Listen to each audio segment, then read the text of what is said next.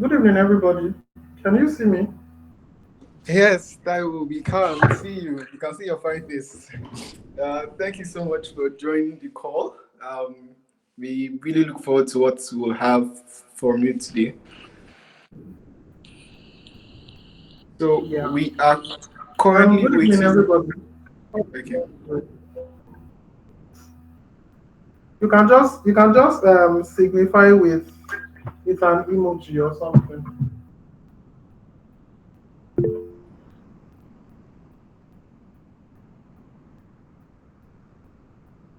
Hello, Taiwo, can you hear me? Yeah, I can hear you. Can you hear me? Yeah, you're loud and clear, and your voice, your video too is also clear. Oh, okay. Yeah. So please, we're just waiting Oh, okay. like a That's few good. That's minutes good.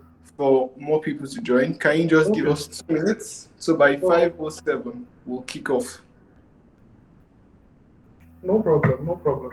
No problem. All right. For those of us that are on the call, please can we type in the comment section our expectations?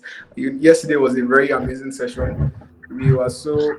I personally, I relearned, I learned new things. Right. So please, can you just type in the comment section what you're looking forward to from this class? You can also type testimonials. Oh, yesterday was so amazing, this, that. So please go ahead and just type in the comment section. And once again, if your friends are not on this call, please, this is the time to call them and this is the time to remind them that the class has started. Thank you.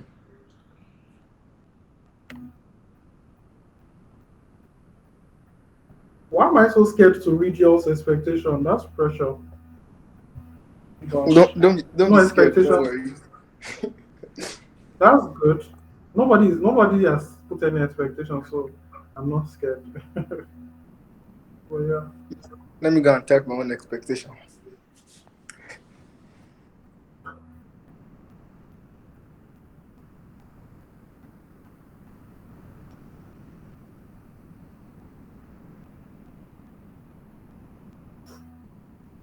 All right, Taiwo, I think we can start now. The floor is yours, sir. Okay. Thank you very much. Good evening, everybody. I let me put on my video back.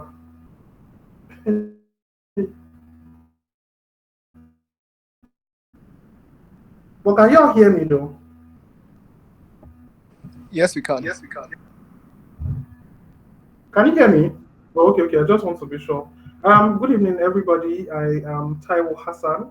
I am a poet, a creative writer, and a vocalist. I will be facilitating the session, which is about poetry and the elements that define it, from emotions to themes to structure to sound. And I am glad for this opportunity, and I really look forward to um, making this as memorable and exciting and impactful as possible. So everyone who is here, thank you very much for joining. I really appreciate you guys being here. Thank you. So to begin, can I get the slides up? Then, or will I have to put them up too as well? I will do that now. Okay, no problem.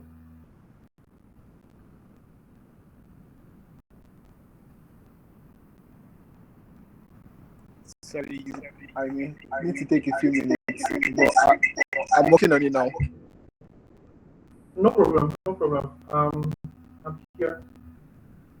You're ready.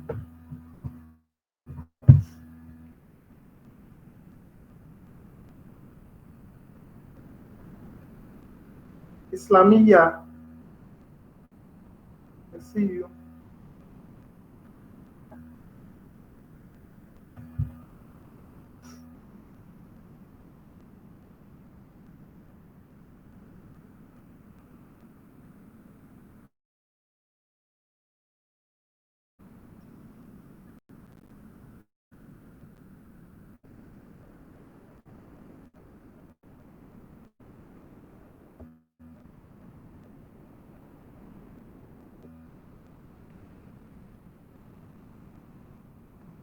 Okay, thank you very much, Dami. So To begin with, today we'll be talking about, or I will be talking about, poetry writing and basically crafting words that resonate. And I just want to take one word from that and then elaborate on it. Basically, when when we talk about resonate, we are looking at words that people can relate to, words that people can imagine, words that reflect people's lives in some way or the other. And having to craft words using poetry as one of these channels is what this class is going to be on. And so the summary of what we'll be talking about would be imagery. Sorry.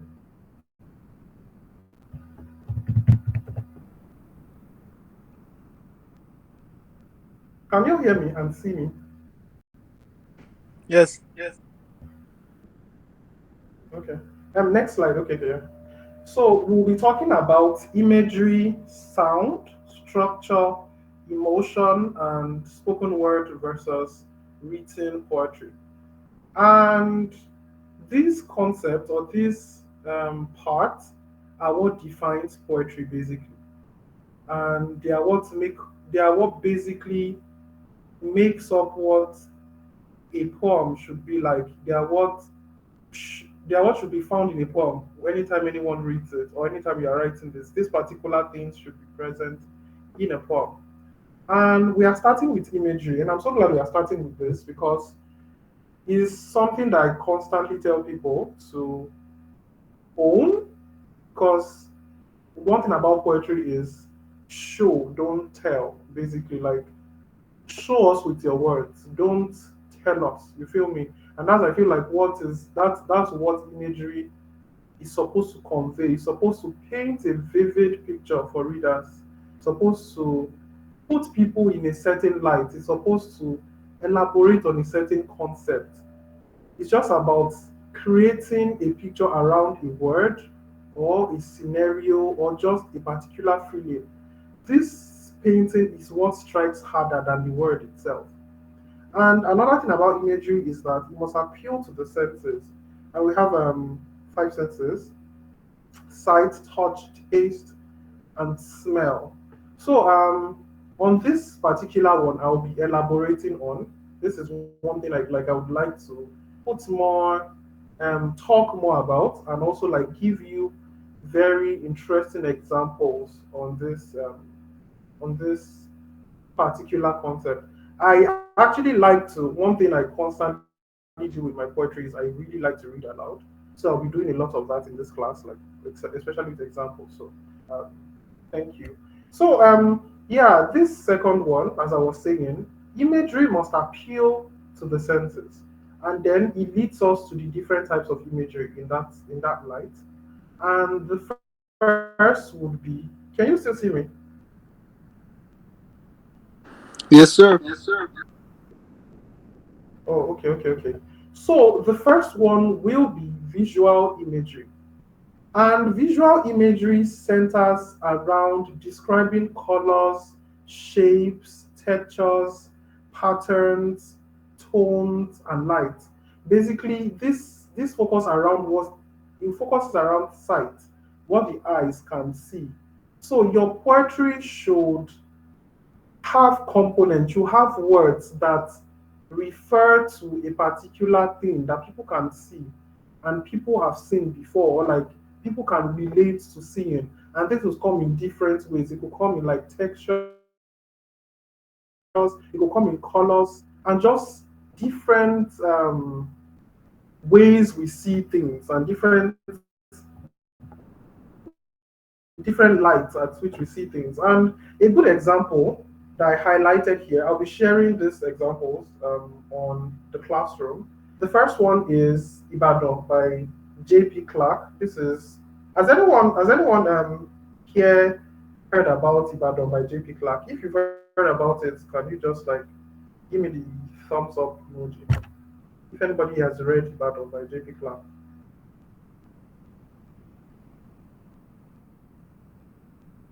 Okay, I'm not seeing any hands, so I'm guessing nobody has read it. but y'all should read it. It is a staple. It is a classic poem by one of Nigeria's foremost contemporary poets. This is J.B. Clark, and it goes thus. It goes. It's also a very short poem, so it's quite easy to read, and it just strikes. Ibadan, running splash of rust and gold flung and scattered among seven hills like broken china in the sun. So one thing you would see from this particular poem is how it uses just the sense, it uses colors and it uses texture from gold to rust. Oh sorry, Deborah is saying something. She said I didn't get the reference.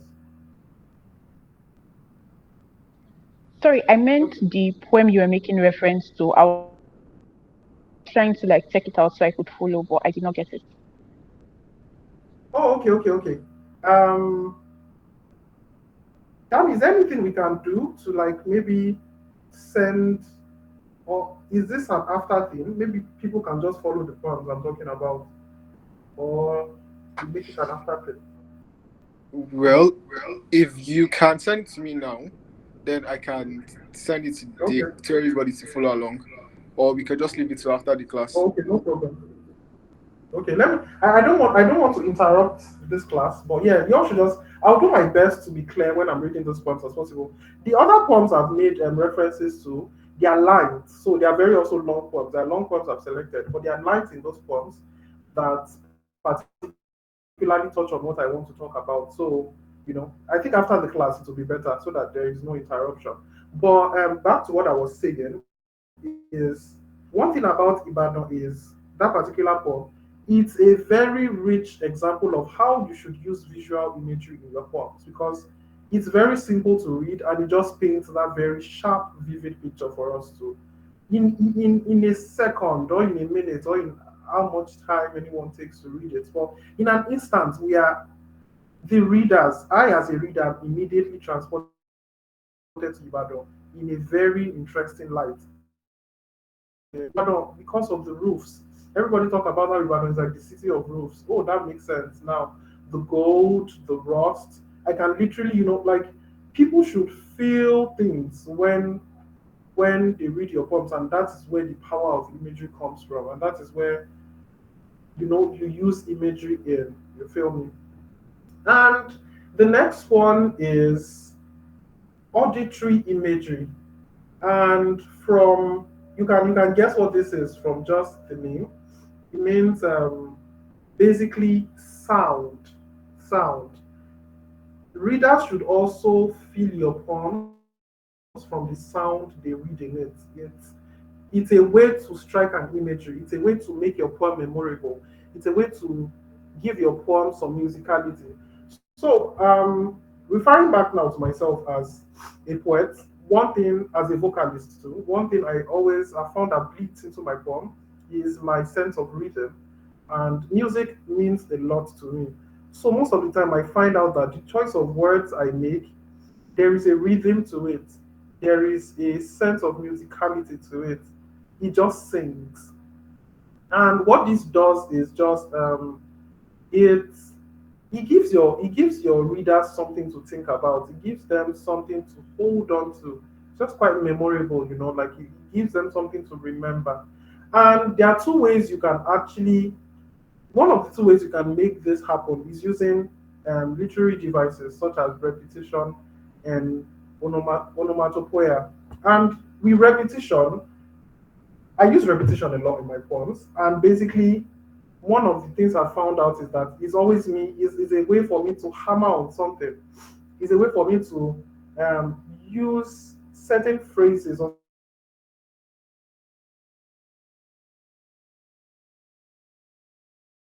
certain statements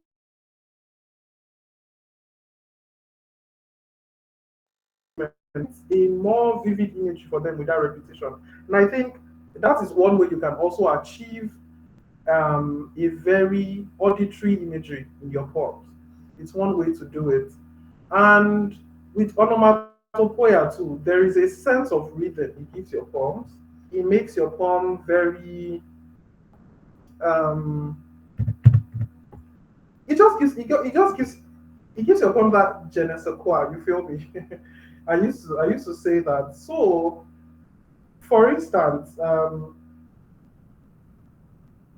there is let's say let's look at water, for instance.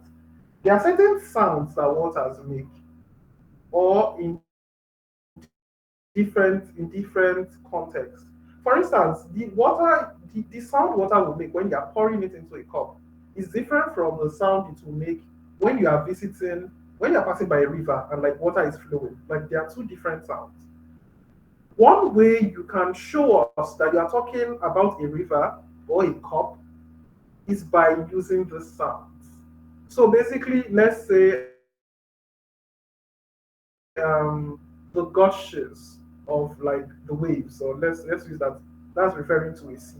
And then you pouring water into a cup and you are saying maybe a splash or something splash out of something. It differentiates the two and it tells us, in a way, it gives your readers something to hold on to without necessarily even telling them that, oh, I'm talking about water from a cup or talking about water from the sea. So that's what onomatopoeia does. Like you can just use the associated sound to what you are trying to talk about in your poem. It just gives your poem this pizzazz, you feel me? So that is one way to go. And one poem I use as a reference or as an example in this context is actually a poem of mine. It's titled Girl by Taiwo Hassan. And there are two lines in the poem that says will purr, will strut and sashay, and still be a breathing bright flag of everything a man should carry. So one thing I would want you to like I want you to take from this is purr might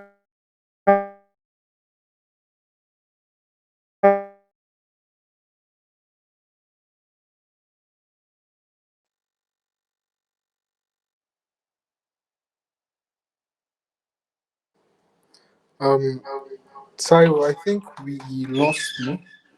Are you still there?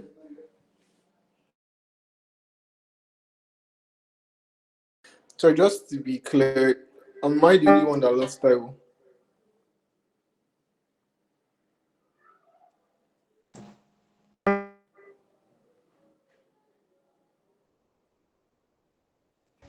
No, I Well, lost him too. all right. Thank you, Peg. Um, Taiwo, we lost you.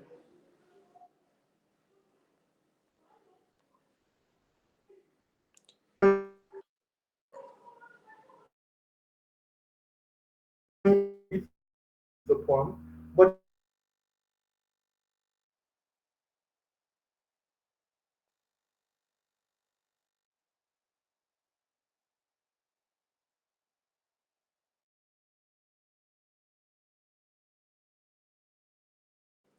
I don't know if you can hear me, Taiwo. We've lost you. I also sent a message to your DM just in case. Um, hey Dami, can you hear me now? yes. We lost you Hi when Dami, you can you hear were. me?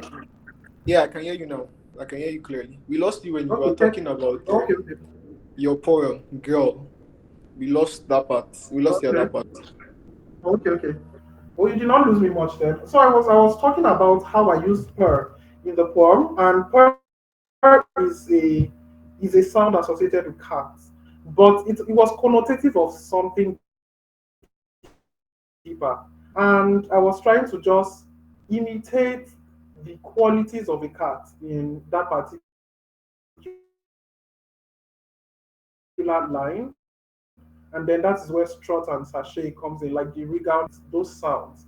And I feel like that is one way you can achieve auditory imagery in your poems. And there's also a part where I also like to play around with alliterations. Like it's it's easy to get lost in it, but it's enjoyable. It can like strike the right impact when you use it well, and that's where like the breathing bright flag comes from. Is also a way to put an auditory imagery to give an auditory imagery to your poems. It's one way to just make your poem memorable just by the sound that you read, like readers get from it. And then moving on to the next, which is tactile imagery. Tactile imagery centers around when your poem, when you can just make people feel the surroundings or their immediate environment from your poem. So when you can make people feel like they are touching dust, or they are like touching their pillow, or they're like walking on sunshine or on the moon. That feeling, it's something that you can do with your poems. It's something that your words should do if you are trying to achieve that with your poems. They tend to they put readers in this environment, like for instance, so in recent times, people have like a lot of poets have been exploring speculative fiction, and the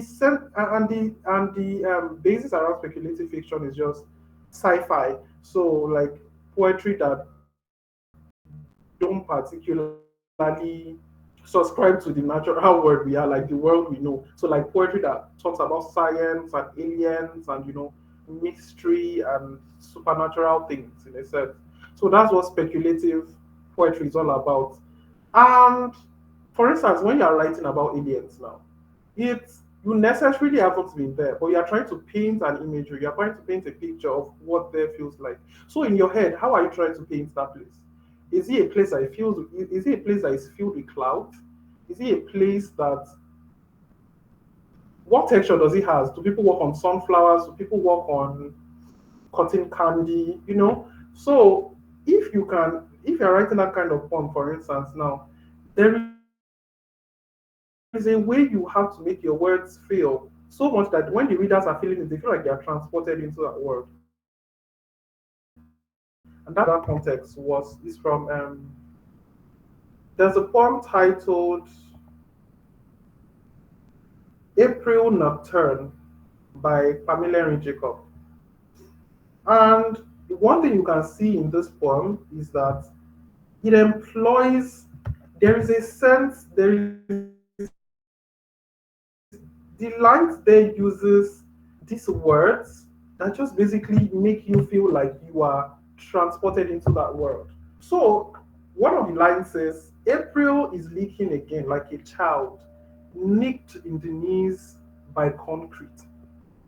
Pollen and mucus, irises and axoras, pouring out of a darkness so holy it deserves praise.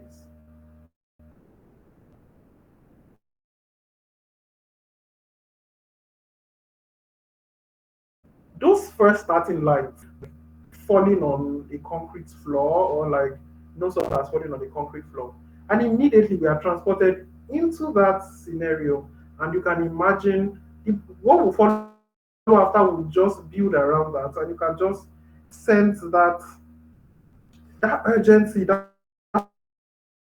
pain instantly. And then this writer goes on to talk about pollen and mucus and irises and axoras. He just puts you in a space. You feel me? He talks about, then you ask yourself, what are these things? Are they related to this month in any way? How does it blend into this whole poem? And what you as a writer should be able to do is now put your readers in that space using those words that form a basis around you, that form the basis of what your poem stands on, the surroundings of your poem. So let's say you are talking about a market. What are the things that define a market? Oh, tomatoes that are spoiled on the ground, or wares that have poured on the road, or this like dust. For instance, let's not even go far. We're in the Hamatan season. One thing that people know about Hamatan is dust. So let's say you're writing a poem about Hamatan. There is no how you write about that and not use dust, because dust is what will put people in that particular scenario. You feel me? And that is one way you can use tactile imagery. Um, I don't want to feel like I'm talking to myself all this time. So if you've been following what I've been saying so far, please like you can use the thumbs up emoji. I like it. I don't know why. Okay. I'm not seeing a lot of thumbs up though, and they are like I'm seeing 29 others. So this page should be like filling with thumbs up. Okay, okay, that's good. I'm glad to know that I am like communicated. So now we want to move on to another type of imagery, which is olfactory imagery. And it's actually nice. I'm talking to like medical students. I want to believe that people that hear are actually medical students. So instantly you can understand what I'm talking about when I say olfactory, because olfactory is not a word like you hear in literature often. It's quite science oriented. But olfactory just is about smell. So what does your poem smell like? When people read your poem, what can they like smell instantly? Is it perfume? Is it flowers? Is it dust? Is it blood? You know,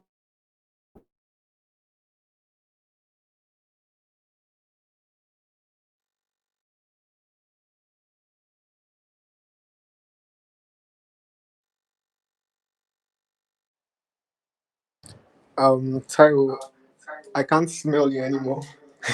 I think we lost you again. Um, Probably, I don't know. Can you hear me, please?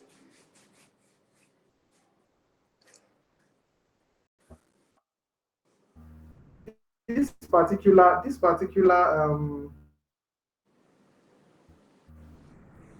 Hello, Taiwo. hello Dami, can you hear me? Yeah, yeah, Hello, can you we hear can me? hear you. Yeah, we can hear you. We lost you at the Hello, beginning Dami, when can you. you hear me? Yes, I can hear you, Taiwo. I can hear you very clearly. Can you hear me? Okay, okay. Where did you lose me? After you had Yeah, I can hear explained you what now. olfactory imagery is, that's where we lost you. Oh, okay, okay. Sorry, give me a minute. I'm trying to set up my data back. All right, no problem. Sorry, so while he's setting up, I hope we're taking notes because this is just imagery and I feel like my whole understanding of poetry has changed. So please, let's ensure that we're actually taking notes. Let's ensure that we're actively here because it's a lot to learn. It's a lot to take in. So please. Yeah, Also, thank you very much okay, for that you're back. call. Oh, okay. Sorry, you can go on. Just say what you want to say. Then I'll just start. I was going to say that if your friends are not here, make sure you call them to join in. The friends that are supposed to be here, so make sure you call or text them to join in. Thank you. Yeah, and let them signify with a thumbs up once they join. Yeah, as I was saying, I feel like olfactory imagery is very straightforward. It's just basically what your poem should smell like. It should appeal to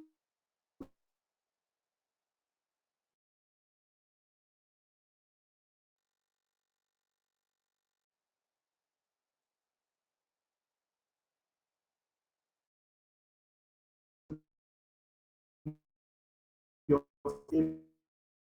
smell of yeye and still meet them thick, like the smoke wafting from a known suya stand. So smell of yeye, I think, which is tamarind in English, and sense of familiarity, and how and season and the seasonalness in, I don't know if that is correct, but the seasonal sense that comes in the smell of yeye, because tamarind is not something you see all the time, but there's a smell it gives, there's this citrusy smell it has that can just be quite memorable. It lingers for a while. So, and also suya, the smoke, the smell of suya smoke also has that lingering effect. And that is something I was trying to convey with this light. And I feel like that's what imagery does. Because immediately everybody has been to a suya stand, or everybody knows someone that's been to a suya stand. Immediately you are transported there. And all of a sudden, you can remember the smell of suya from that. And in that way you are painting an imagery, you feel me? You are painting that your image is coming together, and it brings me to the last um, of the types of imagery, which is gust, gusta, gustatory imagery. Sorry, English is hard. Um, this is not as common as the other four, but it focuses on taste. So like, look at your poems. Do they make people like want to eat, or do they make people repulsed? Do they make people want to vomit? Like these are there are certain words that can give that essence in your poem. I used an example here actually, which is Nab by Margaret Yap. It's on my phone, but because I was published alongside this person, so let me just find it and read that poem for you guys. There's something I'm trying to. Okay, yes. So Margaret in this poem says, as this seed body bloom, sulfur and carbon and calcium for breakfast, and this light body bloom for and vine sulfur lunch, and this water body bloom wheat for dinner. I'm searching for exact measurements for time as this body bloom, this body's not. For some reason, like this poem to me just exudes. It's quite chemical because I mean, who is having like sulfur for breakfast? Like, it's weird, but at the same time, it's also memorable because then you just think about the fact that, oh, then what would sulfur actually taste like if I actually had it for breakfast, and then what is it trying to convey? Like, would it make me vomit? Would it make me gag? Would I actually enjoy it? Then it leads to questions. Then your readers start questioning, and then the image is already forming in their head. And most of the time, like I enjoy reading poems about food because it can be quite nice. But one of the main ways of achieving imagery when it comes to taste is by gustatory imagery. Like your poem should people should taste certain things if you are trying to convey a certain emotion or a certain vibe. Let me use that word with your poem. Yeah, and I think this talks about how like imagery must appeal to the senses because you are painting a picture, and one of the ways we relate with our immediate environment is through our senses, and your imagery should convey that too. So another um, strategy, or let me another hack I really give it when it comes to imagery is your choice of words. So let me give you one. This is one golden rule I always use, and I've like told every writer I've met because it's something that's just worked for me. And it was a mentor of mine that told me. His name is Adedayo Agarao. I don't know, any of you might know him. He told me about the fact that when it comes to certain words, like words are very when when it comes to poetry, words are important. Like your choice of words are important. They can elevate your poem or they can leave your poem where they are. They can show your readers things or they can tell your readers things. For instance, so let's use color because I always try to use this. We know color come in different shades. So, for instance, when people want to talk about ashwebi in like Yoruba land, they talk about, oh, use onion purple, or use royal blue. This particular they could have said blue or red, but they chose onion purple. Why?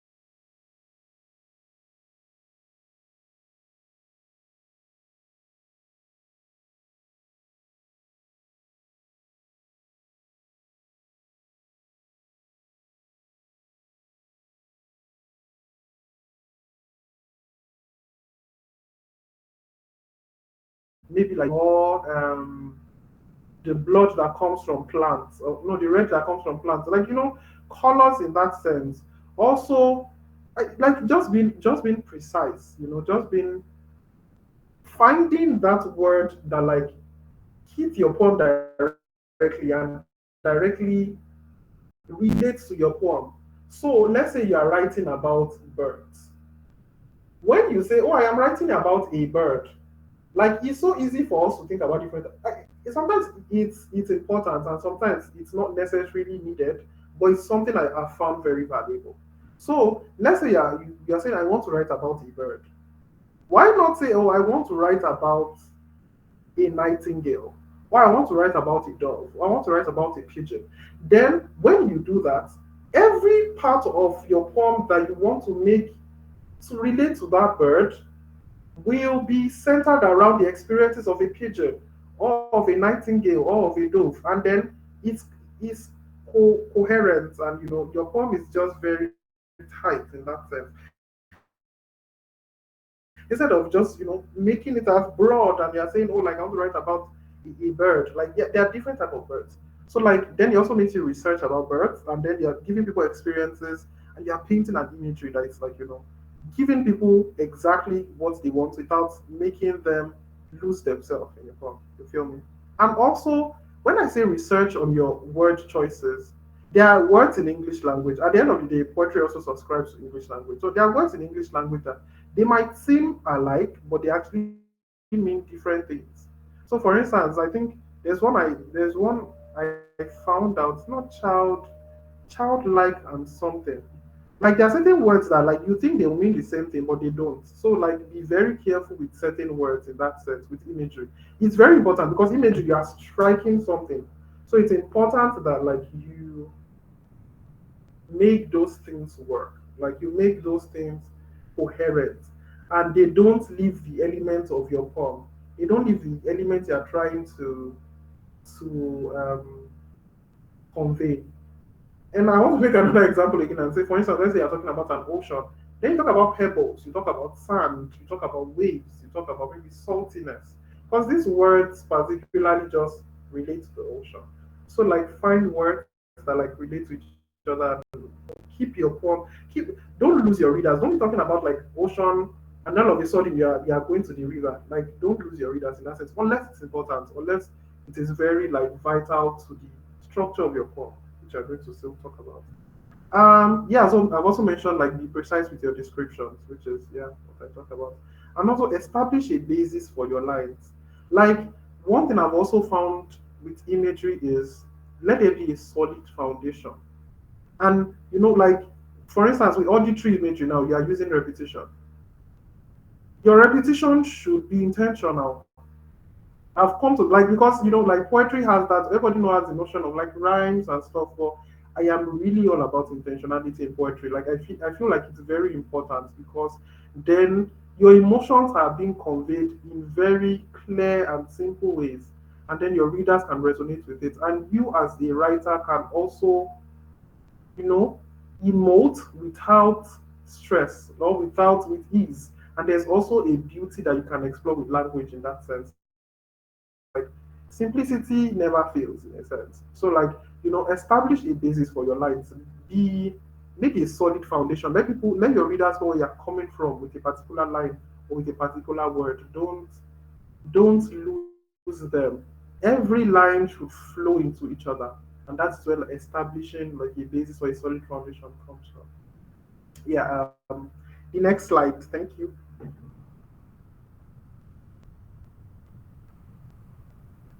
Okay.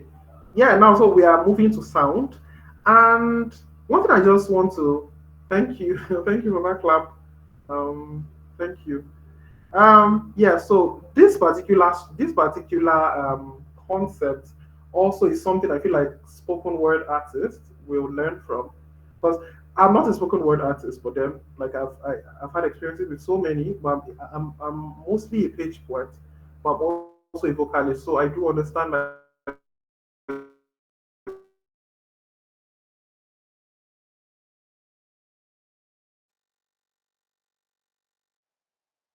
so like this device will help your reader, it help them hear your poem. So basically it's basically around like the sound in your poetry is just basically how your words read. And let me even start with grammar, and that is where also it comes from. So for instance, like the concord, if you all can remember from secondary school, concord, like singular verb, plural subject, plural verb, all these things are actually applicable to poetry, because poetry has a tendency for you to like go this way, then all of a sudden you find out that you're using the wrong verb for the wrong subject, or you are losing what the subject really is, and these things affect the sound of your poem. And also, sound devices range from like alliteration to consonants to onomatopoeia to rhyme schemes to repetition, which I discussed. Alliteration basically is just using like words with the same sounds in the beginning. So this is tricky to use. It's enjoyable. It can be quite nice to explore, but you should. I find it very important to be intentional when using sound devices. Like don't pull them like a trick out of a hat. It's very important. Like intentionality is key with poetry because your readers will sense it. Because I remember, so when I started writing poetry, I remember how I started like a lot of poets can like relate to this. I started with the whole, oh, I was in love with this girl,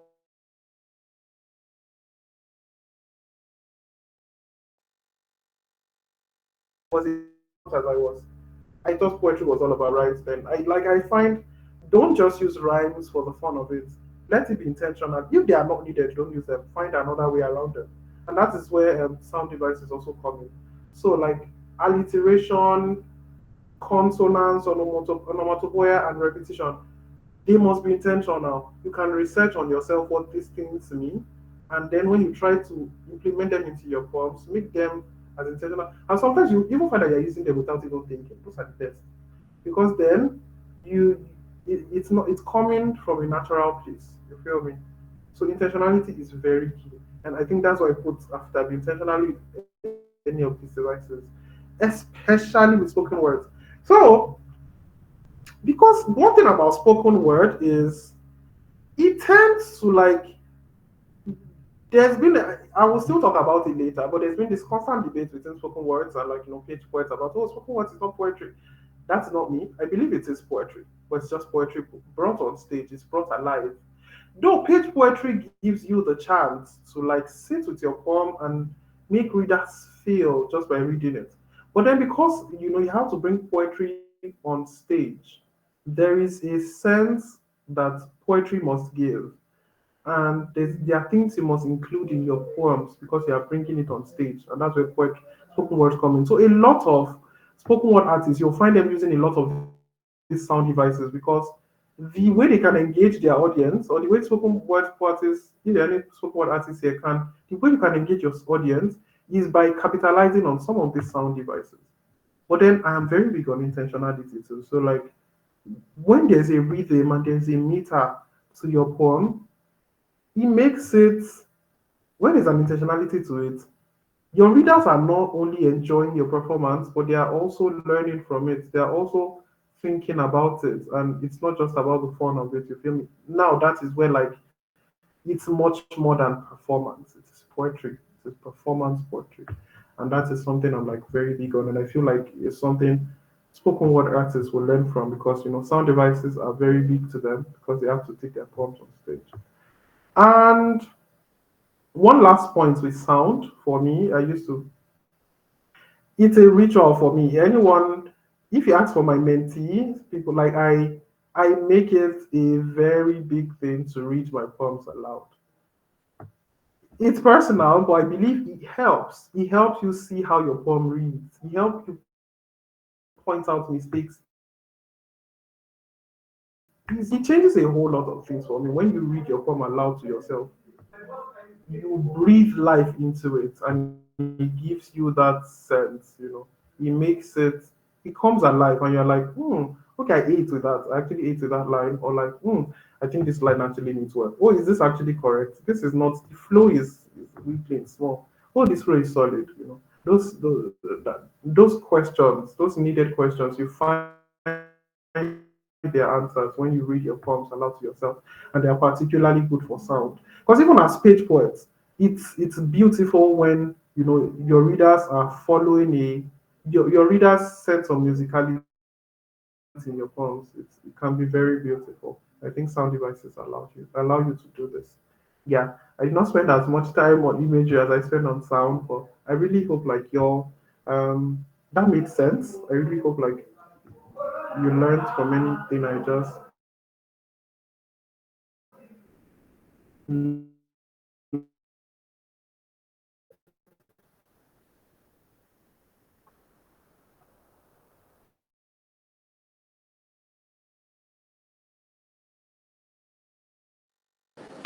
Um, I think it's quite ironic that we're talking about sound and we've lost you. Taiwo, we can't really hear you anymore. Can you hear me, Dami?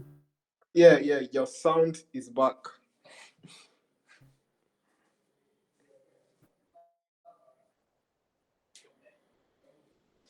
I we can't hear you anymore. I spoke too soon.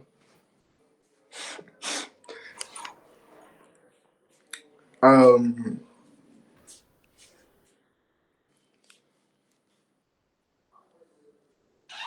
hello, Taiwo. I hope you can hear me because we can't hear you anymore. Really? Can you see me though? Yeah, I can see you now and I can hear you. I can.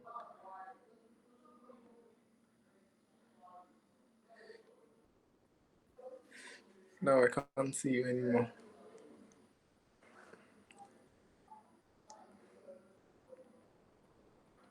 Okay, while he's setting up, I think we've been enjoying this session because I have. And if you've been enjoying this session as much as I do, please can you go to your social medias like your Instagram, your Twitter, even on your WhatsApp status and just write, "Oh my God, I'm having so much fun listening to listening to Taiwo speak." Right? Tag Many Voice on your various social medias and let people know that you're here. Taiwo, if you can hear me, maybe you should try switching your networks if that may help. If you're using maybe something like Etisalat, I don't want to shade anybody here, but you get. So please, if you can change your network, that will really help. So while he's doing that, so please let's make sure we go to our social medias and we just Can you hear me flood our now? social medias. Yes, your sound is back. Yeah, okay. My sound is back. That is one line, no. That is one line, no, for auditory. I've started cooking.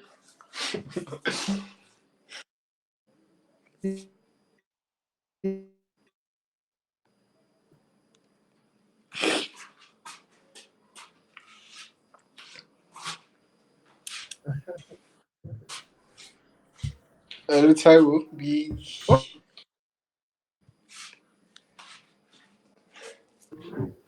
Can you see me or hear me? Are you still losing me? Yes, yes, I have both images. Thank you. I can see and I can hear you.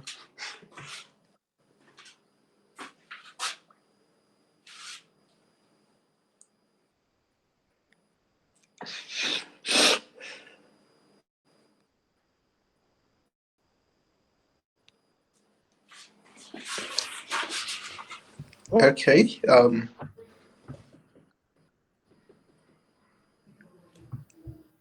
Hey, Taiwo, are you good now? I'm still on sound. It's supposed to be structure next, right? Yeah, I think you're back now. I can hear you and I can Yeah. see you. All right, so Yeah, we're I'm going back. to structure next, right? Oh, okay. All right, I'll be changing the slides now. Yes.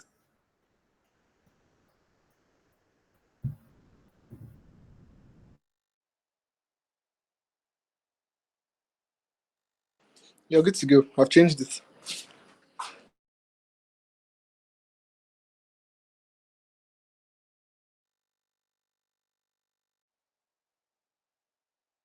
Okay.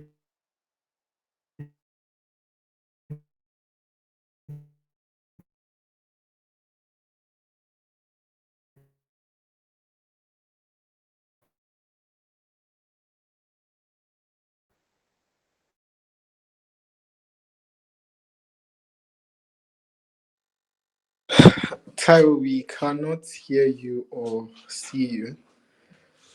Um,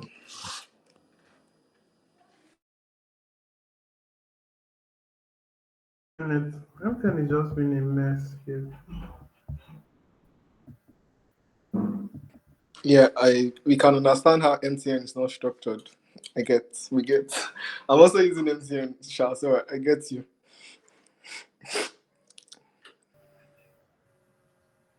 Can you hear me now? Yes, I can. Okay. M10 really is saying no structure. But yeah, but I hope I'm not breaking up or anything. For now, you're not. You're audible and Okay. you're clear. Okay. So yeah, so now we're moving on to structure, and I was saying that structure is a concept I really like to talk about a lot because I just find it interesting. Experimenting with it in my writing journey has been very exciting. So one I like to talk about a lot. So structure refers to the organization of the poem's elements, such as stanza length, rhyme scheme, and meter. So structure just centers around how you stack your poems and what. So it can be easy to mix structure with a poem form, but structure centers around how you just arrange your poems and how you organize it together to make how you organize your lines and your words to make a poem to make sense, to emote, to give imagery, to paint a picture, and you know to give sound in different forms. So it basically just centers around how you organize these poems, and be it in stanzas, be it arranging your lines into stanzas, or making your lines follow a particular form or a particular rhyme scheme. That is what structure is about. Or meter, which is like the beats around the sound, the timing you give the sound in your poem. Structure encompasses everything. And this brings me to my second point, which is you see, the structure of your poem can strengthen your imagery. And this reflects in like line breaks and punctuations and spaces. And like there's even this punctuation sign I call Inkspiration. So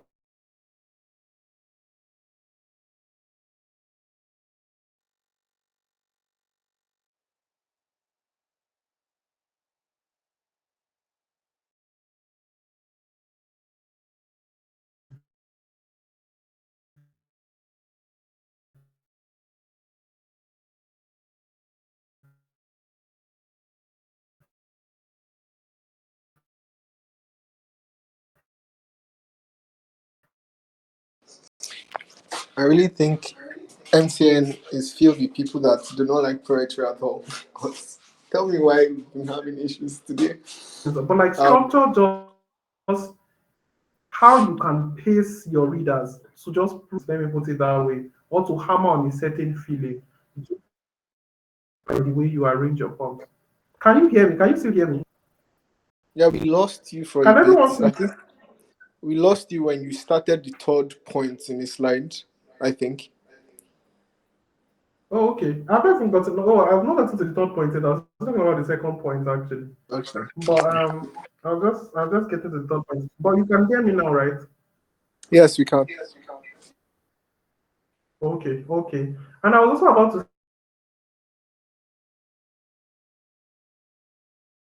say that your poem can so no matter what form you're exploring, maybe it's a haiku or a prosaic poem or a sonnet, no matter what form you are making your poem into, the way you structure your poems, the stanzas, the way you break it, the way you put punctuations, if you decide to put at all, yes, and that is like if you decide to put punctuations at all, if you want to um like separate your poems by just lines, all these things matter.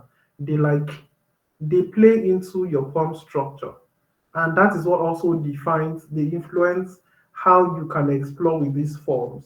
So you can always switch up the form of your poem. Like you can always make a stanza poem into a prosaic poem and see, does it read the same? Does it has a new meaning just by being in this form? But with structure, the pacing is still never changing because there's a certain thing you're trying to how would I put it, pass across with it. And then you're trying to make a point of, and then this structure is what further says, oh, readers, oh, look at this particular place. So this writer is saying, oh, listen, can you hear like the river saying something, or all this, send all these lines that you feel like they should pay more attention to. Structure does that for you. And I also talked about how structure creates a sense of rhythm or dissonance to your audience or readers. So when your poem isn't structured right, there's a way it can confuse your readers. And when your poem is structured right, it can give them a sense of rhythm. So it also further helps you explore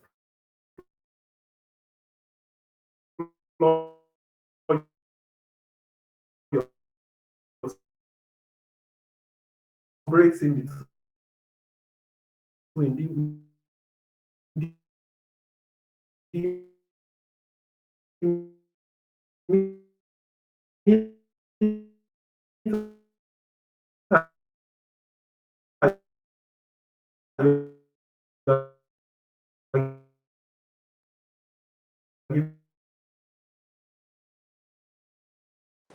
Taiwo, we can you cannot hear hear me? you. It was breaking. It was losing structure.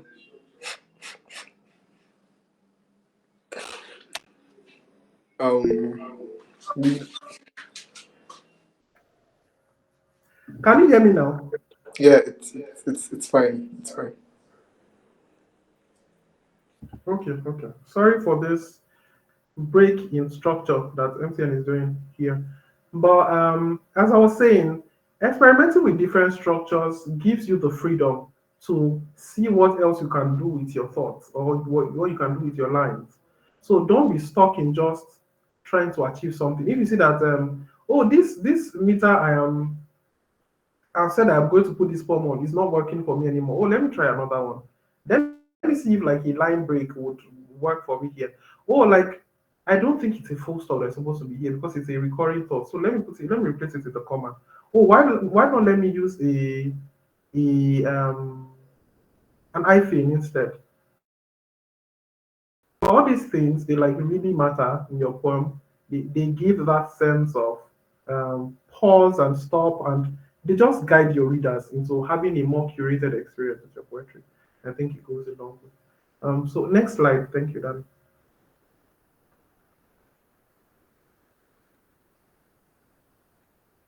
Okay, yeah, emotions. This is another part I found very interesting to talk about because emotions can be quite tricky, and then but they're a very integral part of like poetry. And one thing I said is emotions must bleed through your works. So like emotions are something your works must have. They are something that like your words must carry. You feel me? And that's why I say, oh, like show don't tell. Imagery does that best. Imagery are the pathway or are the conduit to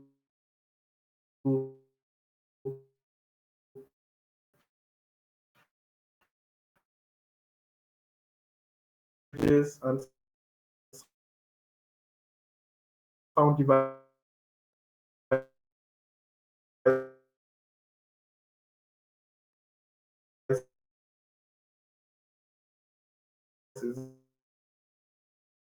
the one we explain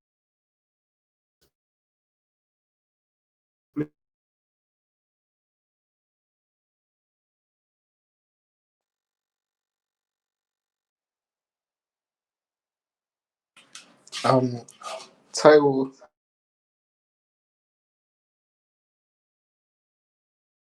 I think the emotion I feel right now is sadness because MTN is not letting us to fully enjoy this session.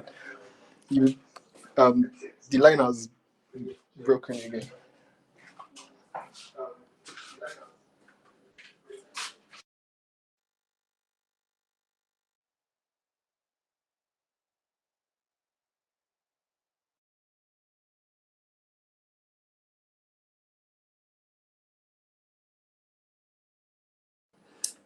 To our participants, we would sincerely like to apologize. You know, we're in Nigeria, and sometimes Nigeria is the weapon fashion against.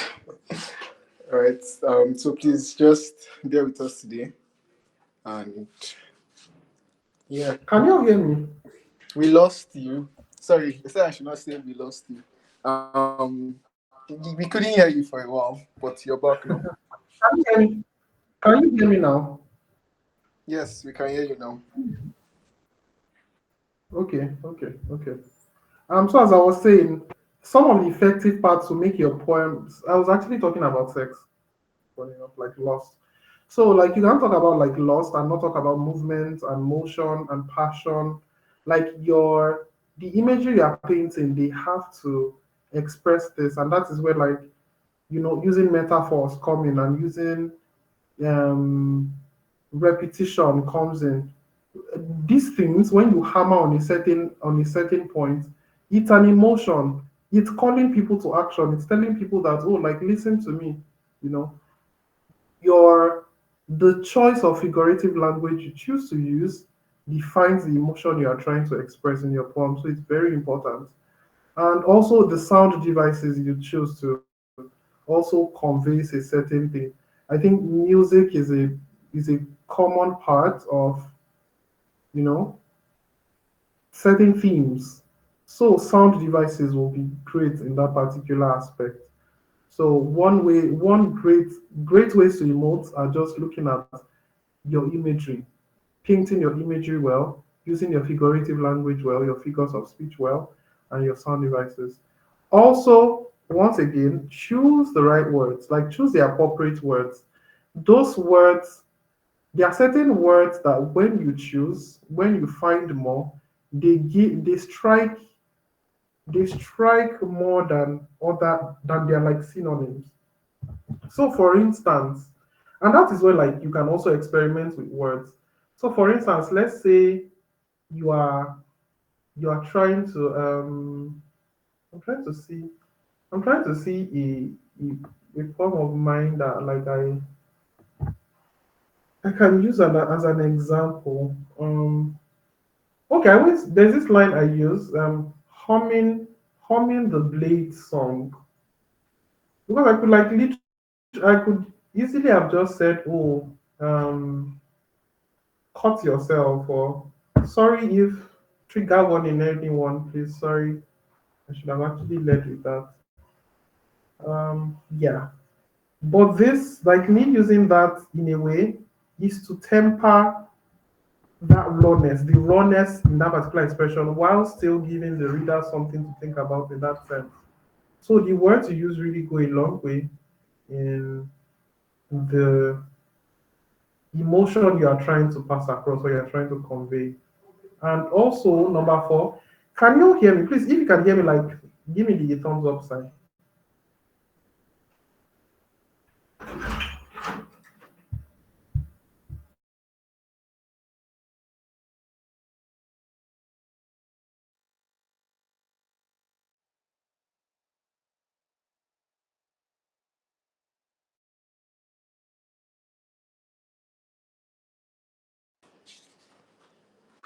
Hello, Taiwo, we can hear you.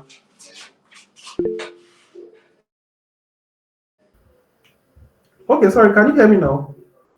Yes, we could hear you before, and we can still hear you now. Okay. Okay, good, good. I thought like you lost me. Sorry. Um, I said I should not use lost again. Yeah, so use metaphors more. As I said before, like metaphors tend to strike a feeling more. So like, sorry, someone wants to say something. It feels like I hear the sound. No. Yeah, I think it was a mistake. We can continue. Okay. Metaphors is basically just eliminating that like metaphor and simile are similar Metaphors and similes are similar, but metaphors don't use the like or like as. So metaphors tend to just connect directly, like so they tend to strike more. There is a sense, yeah, you are comparing two things, but the likeness, yeah, you are finding more ways to compare them without the like and as. And metaphors tend to just strike through and they pierce. And emotions, so for you to emote in your poems, sometimes metaphors really go a long way. When you use them a lot, or when you experiment with them in your poems, they really can make a difference. They can make your poems just emote, and they can give your poems that needed emotion that you want to convey. And yeah, this last point, I wrote write drunk, edit sober. Is something I constantly tell myself. For you to also emote in your poems, when I say write drunk, edit sober, don't hold back like when you are writing. Don't think about the editing process. Don't think about, oh, I need to make this line perfect. Just write, like just let it pour. And I know it can be hard, but like just let it flow. Just keep writing. Just no matter how incorrect the words are, put them down first. Then you have all day and you have all year and you have all 5 years, hopefully not, to edit your works because editing is a journey rather than a destination. So like that's what I mean, like the right drunk edit sober. Like just write without no fear of freedom. Like yes, just write free and just know that editing will come later. Like everything else is a later thing. How you are feeling, put it into a poem and without, don't restrict yourself. Don't let all those feelings stop you. Just write freely. Yeah. Next slide, please. Thank you.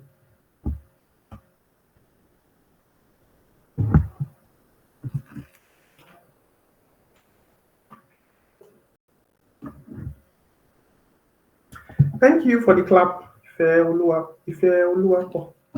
Yeah, thank you. Yeah, so now this brings us to like the last point, which is thank you very much, Deborah.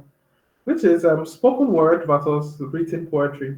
This is very interesting actually to talk about.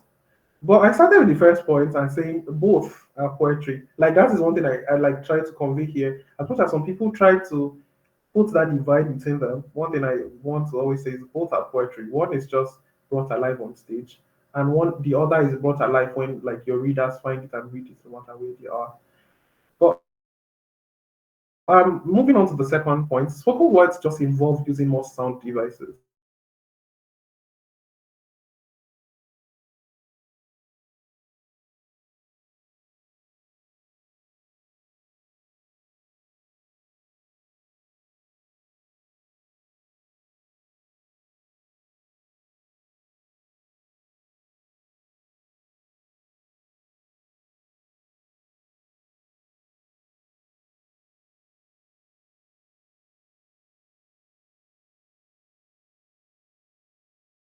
Tone you choose to raise your voice in, that is the performance element. Those are the performance parts of your form. But still, your words also, you are conveying, you are speaking words.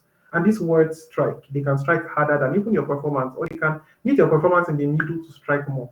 So one thing I just want to say is be intentional. Even as a spoken word artist, it's important to be intentional. Like I am very important about that because I'm very like I find that very important. Let me put it that way. Like I'm very passionate about talking about the intentionality in your words because it is poetry first on page before you take it to the stage.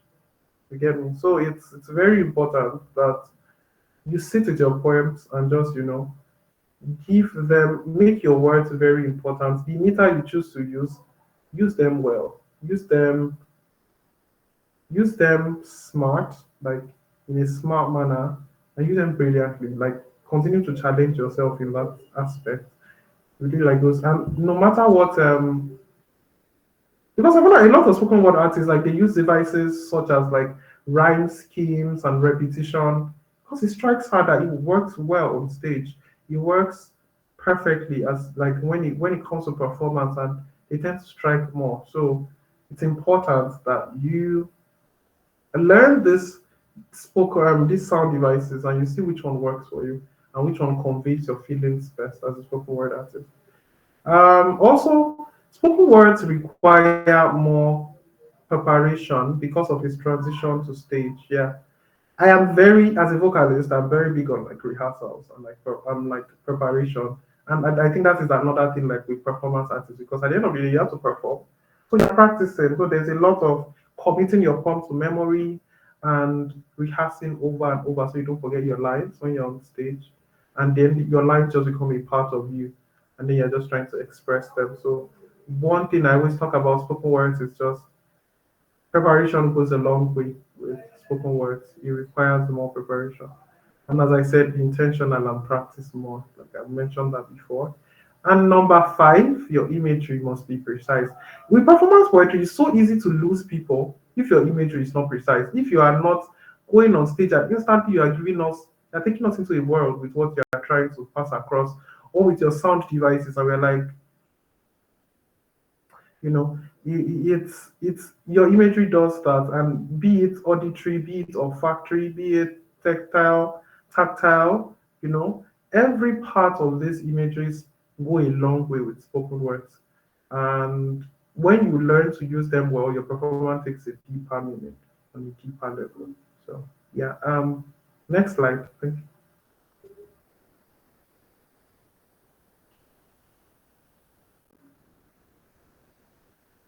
Yeah, so final thoughts.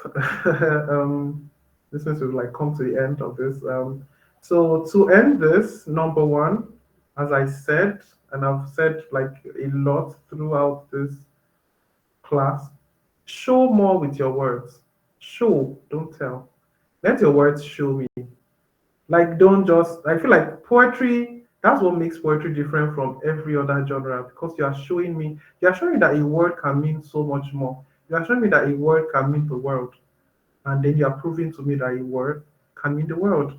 And then you're just showing me things and you're making me feel. And that is where the emotions come in. That is where the imagery comes in. So show more with your words with poetry.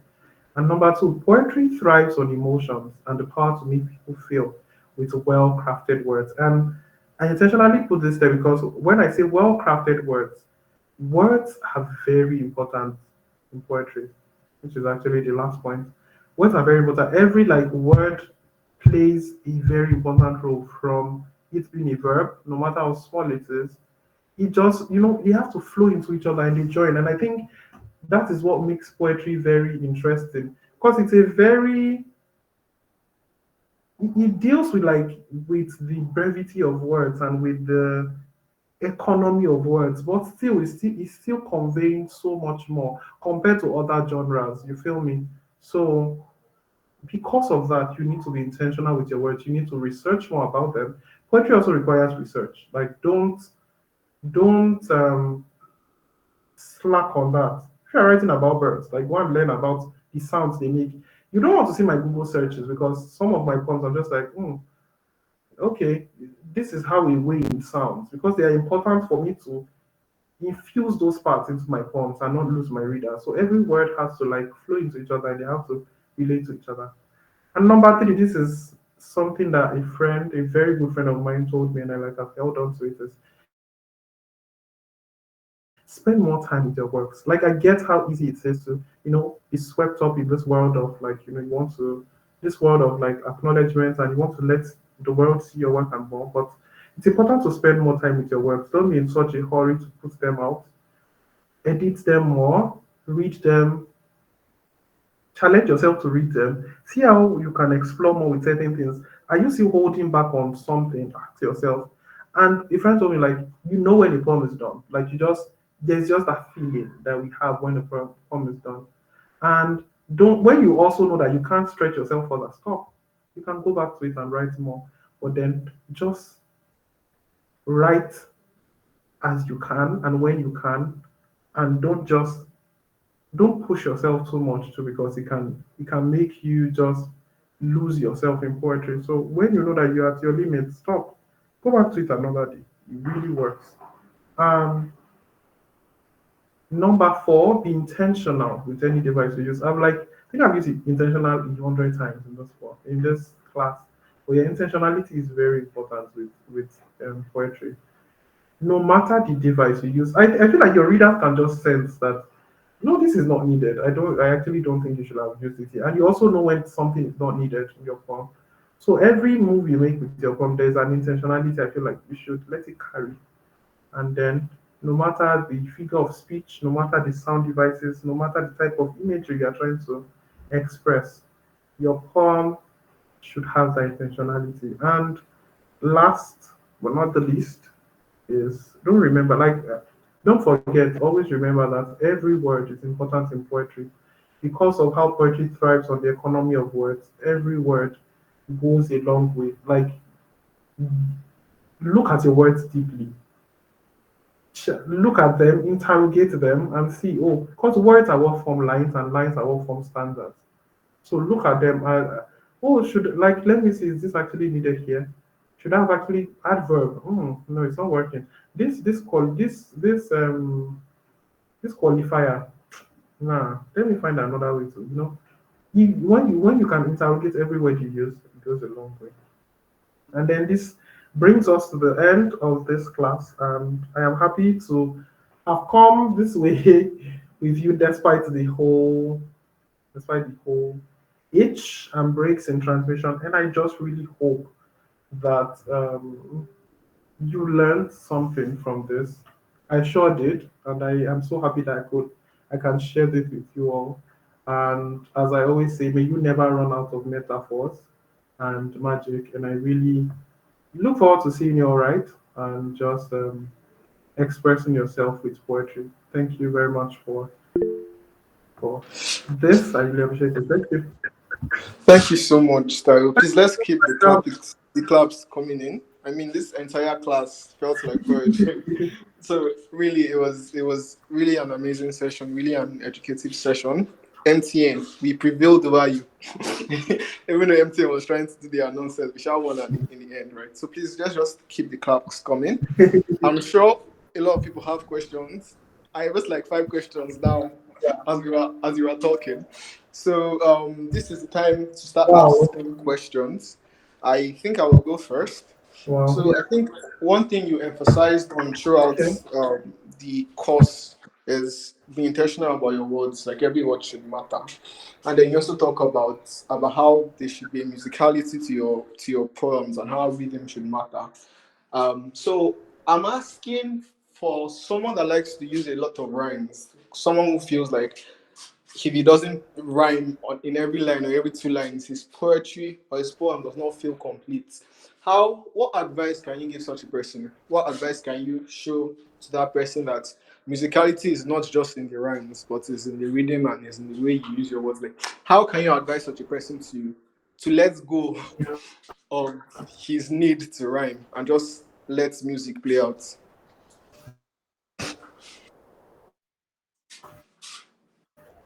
Hello, Tawi, did you get the question?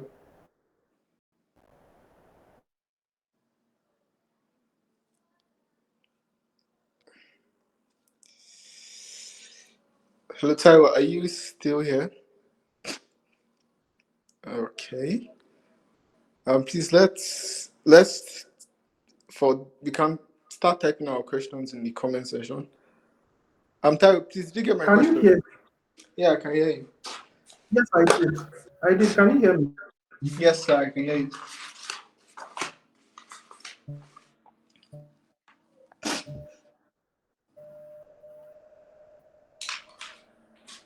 Okay. I said that is a very good question.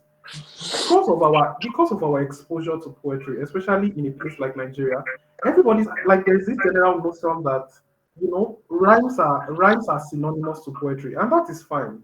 That is fine. But one thing I also want people to understand is there is a world outside of rhymes, out of poetry. Like don't box yourself. Rhymes can be so boxing, and you don't need to do that to yourself. Like you can write rhymes, and that is where I feel like the role of readers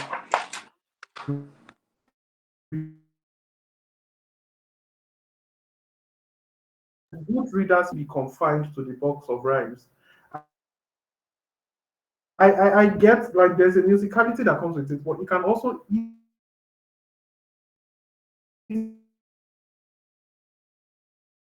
easily box you, especially when you are not intentional. Like when you feel like you have like that can leave you very imprisoned for a long time to rhymes. And just when you read more, you find out that there are better ways you can achieve musicality. That is what you are intending to do with your poems without rhyming. Like there's assonance, there's alliteration, there's a way you can even structure your words that like there's a musicality to it. Like it doesn't have to, like you can rhymes even come in different forms and they don't have to come at the back of every line. And then they can even be that spice that you put in your poem that is just very tiny, but it leaves an impact. Because when you use it too much, it's hardly impactful. You feel me? So it goes a long way when you read more works and you find out that there are better ways to achieve emotions and musicality than just rhymes. So I hope that answered your question. Yes, sir. Thank you very much. Please, do we have questions? Okay, Bismarck, you have a question. Aside Bismarck, please, if you have a question, you can raise your hand or you can type in the comment section. So let's start with Bismarck. Bismarck, please, you can go first. Um, Good evening, everyone. Thank you, sir, for the wonderful session. Thank you for taking out your time to share what you've acquired and accumulated over the years for us and to us. It's been eye opening. At least one thing I took from this is that like you actually need to research before you write your poems. I used to be like a poem should just come like be at the tip of your fingers and then you just write it. Like when there's too much writing, when there's too much research, probably becomes much more complicated, and then probably the readers will not like enjoy it. And so my question goes thus: like, where do we draw the line? Because you know that definitely there's a difference between poetry and researched work, like probably research work, or like maybe you are trying to like write a paper, or like you are trying to write something, because you mentioned the importance of researching. So like where do we draw the line? Because I think at some point if we put a lot of emphasis on researching, the the writing becomes very I don't know, very rigid. I don't know, like there's this form of fluidity that comes with poetry, like when it's just flowing out of your head and then you're like writing it down, and then probably you're going to edit a little bit out of it. But like I know now that researching is required. Like maybe we want like add a little bit of onomatopoeia and a little bit of metaphors and all. Like we need to probably research those. But like, how then do we like? At what point do we? Where do we draw the line between research and then the creativity, that ability for it to just flow out? Where do we draw the line? Is it that we'll let it flow out and then research afterwards, or we research and then let it flow out, or we just like do both concurrently? Thank you.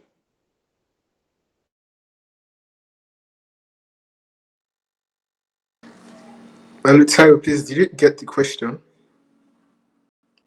Taiwo, are you still with us?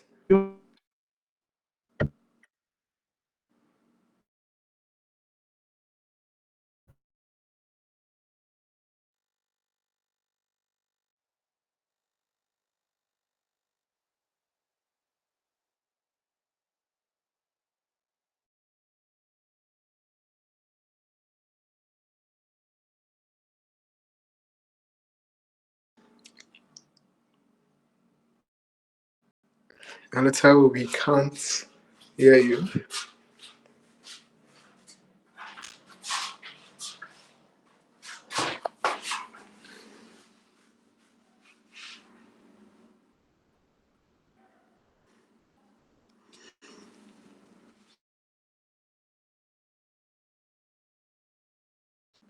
Um, Hear me now, Dami. yes, I can hear you now. I think you're back. Okay, Bismarck. So as I was saying, I think to answer your question, I think poetry writing and research writing are two different forms of writing, and they have two different they have like different qualities. But in regards to what you mean, I get it. And it can it's so easy to let the research part of writing bleed into your poetry. But I feel like the onus is on you as a poet, to to see what research does to your words. And when I mean research your words, I just mean there are certain words that would strike more with your poems that you might not know on a normal day or you might not encounter on a normal day. And that is what research does to you. Like when I mean research, I don't mean like just deep research. Research is as simple as typing, oh, what sounds do lions make on your Google, box. It's just those little things because you can, for instance, you want to describe the sounds lion make in your poem, and you say like maybe lions cool. No, like lions will not cool, lions roar, and like a simple search to Google will have just define that for you. But yeah, to answer your question, I think it's better when you do that after writing the poem, because as I said, write drunk a bit sober. So because when you do that before your poem, you can psych yourself out and you can get lost in the research part. So do that after. Like, don't don't just be overwhelmed by the idea of what I mean by research. It's just as simple as understanding what works, what words relate more to the themes of your poems and using them more. And these are words you don't see in everyday, like in your everyday life. That's what I mean by research. Yeah. Thank you. All right, thank you so much. Bolu, I think you can go next. Your hand is still up. Okay, yeah. Good evening, and thank you for a very expository class. It was really, really enlightening. Thank you for sharing your knowledge with us. So my Yeah. question is that generally, I think people need a quite substantial grip of the English language to be able to write just about anything, really. But Yeah. regarding poetry, Yeah. it seems like poetry has a few or a little bit more specifics, and I think you mentioned those in terms of figurative language and idioms and metaphors and stuff. So I wanted to ask, like, as opposed to just creative writing where you can just like pull from every aspect of language, what how specific does poetry get, and like is there like a rule as to the places where you can dabble in English language when you're writing poetry?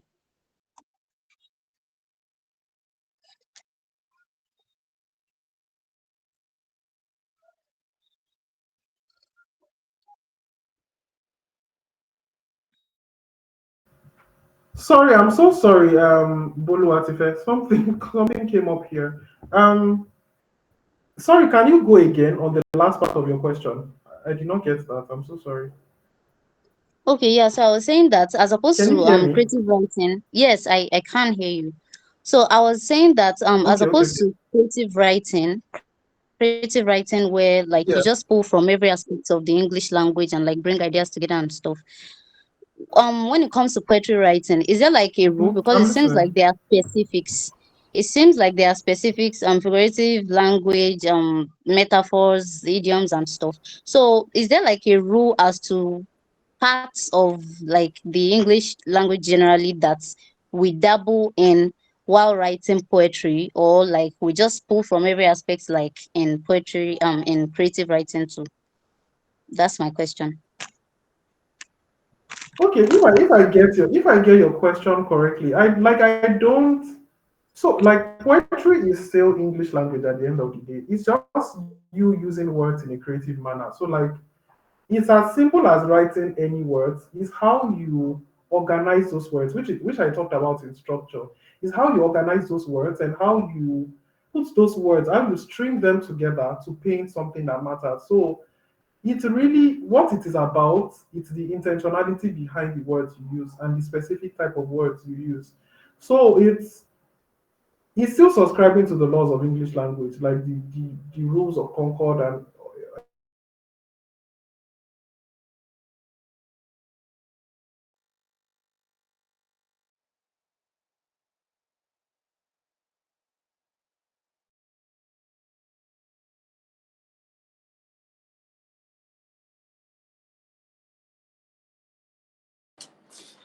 Um, we can no longer hear you.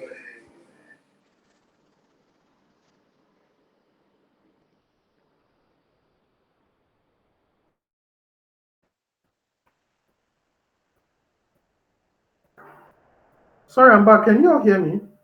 Yes, you're back.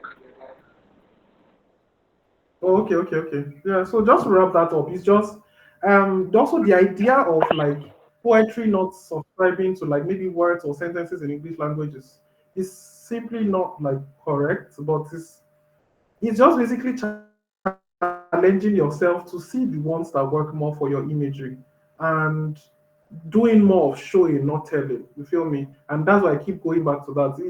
It's not it's more about what you use the words for than what the words are. Yeah, let me put it that way. I hope that made sense, Boluwatife. I also saw, so I'll be leaving very soon. I'll be leaving very soon, but I saw some questions here, and The last type of imagery I talked about, the gustatory imagery, which focuses on like making people feel a certain kind of way, like what taste do they what comes to them. What are some of your favorite poems that emotion.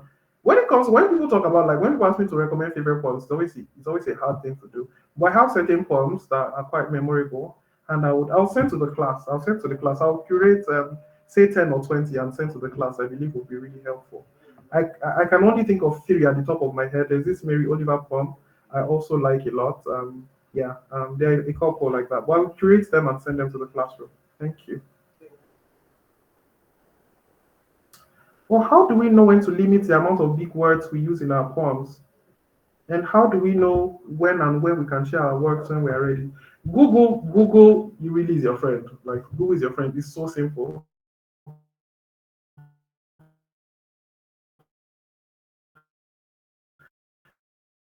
Submissions. Can people hear me? We can, but it was Hello, breaking can you for hear? a bit. I can hear you, but it was breaking for a bit. Oh, okay. To answer that last question, yeah, like Google helps. Just search.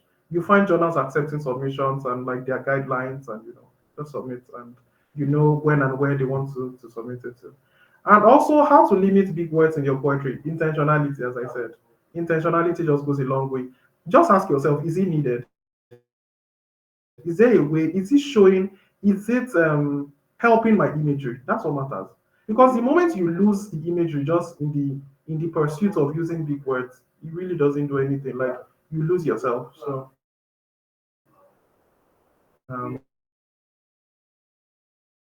yeah,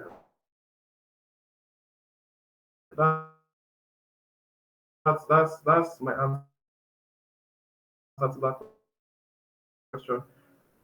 Intentionality goes a long way, honestly.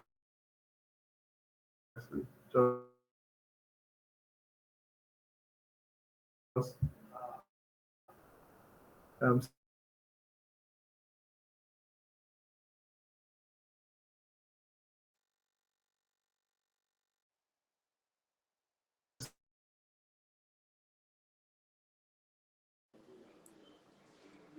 see Okay. Okay. does it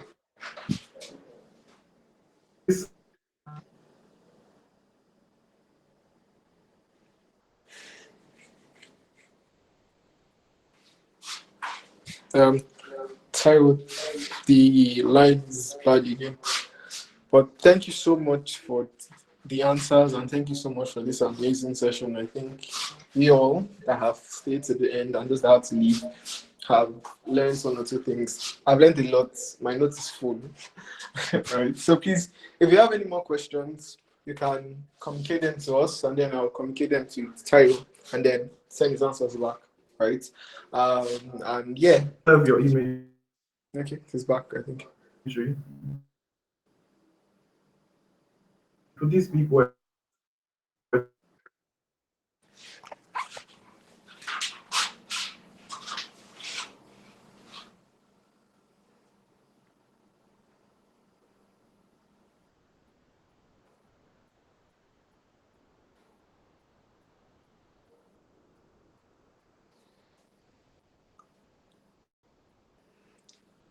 Yeah, okay.